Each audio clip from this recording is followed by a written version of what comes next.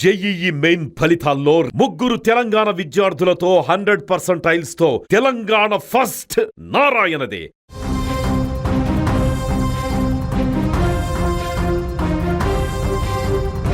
దేశవ్యాప్తంగా పలు ప్రాంతాలలో పెట్రోల్ కొరత కనిపిస్తుంది. ఇటు ఏపీలోనూ పెట్రోల్ దొరకక బంకుల ముందు గంటల తరబడి పడిగాపులు కాస్తూ వాహనదారులు విలవిల్లాడుతున్నారు.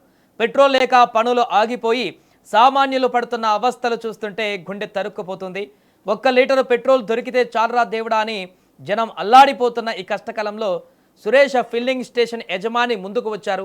ఏకంగా తన బంకులో ఉన్న పెట్రోల్ మొత్తాన్ని ఉచితంగా పంపిణీ చేస్తూ అందరి దృష్టిని ఆకర్షిస్తున్నారు. తిరుపతి జిల్లాలోని చంద్రగిరి నియోజకవర్గం తనపల్లి రోడ్డులో సురేష్ ఫిల్లింగ్ స్టేషన్ అనే పెట్రోల్ బంక్ ఉంది.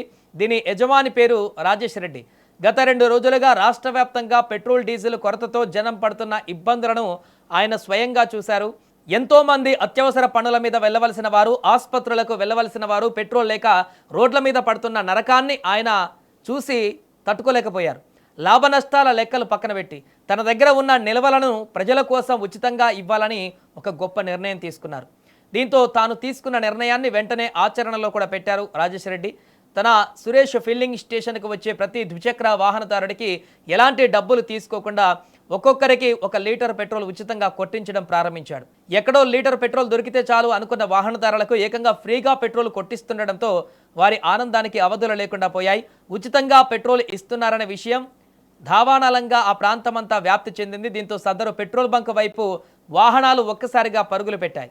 సురేష్ ఫిల్లింగ్ స్టేషన్ ముందు ద్విచక్ర వాహనాలు కిలోమీటర్ల మేర బారులు తీరాయి. అయితే ఎంత రద్దీ ఉన్నా, ఎంతమంది వస్తున్నా ఓపికగా అందరికీ ఉచితంగా పెట్రోల్ పంపిణీ చేస్తున్నారు ఆ బంక్ సిబ్బంది.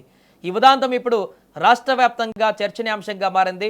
ఆపదలో ఆదుకున్నవాడే నిజమైన ఆప్తుడు అంటారు. పెట్రోల్ కష్టాలతో జనం అల్లాడుతుంటే తన సొంత ఖర్చుతో ఉచితంగా పెట్రోల్ అందిస్తున్న రాజేష్ రెడ్డి గారిపైన ఆ ప్రాంత గ్రామస్తులు, వాహనదారులు ప్రశంసలు కురిపిస్తున్నారు. ఆయన చేసిన ఈ గొప్ప సాయానికి కృతజ్ఞతలు తెలుపుతున్నారు. కష్టకాలంలో వ్యాపారులు ఇలా సామాన్యులకు అండగా నిలిస్తే ఎంతటి సమస్యనైనా సులభంగా ఎదుర్కోవచ్చు అనడానికి ఈ ఘటన ఒక ప్రత్యక్ష ఉదాహరణ. ఫౌండేషన్ ద్వారా ఇంతకుముందు అనేక సేవా కార్యక్రమాలు నిర్వహించాం. ఇప్పుడు ప్రజెంట్ ఉన్న సిచ్యువేషన్లో మన వినియోగదారులు ముఖ్యంగా తిరుపతి జిల్లాలో భారీగా వాహనాలు నిలిచిపోవటం, పెట్రోల్ క్రైసిస్ వల్ల మేము తీసుకున్న నిర్ణయం ఏంటంటే ప్రతి ఒక్కరికి మా పెట్రోల్ బంక్లో ఉన్న స్టాక్ మేరకు ప్రతి ఒక్కరికి ఉచితంగా సప్లై చేస్తాం.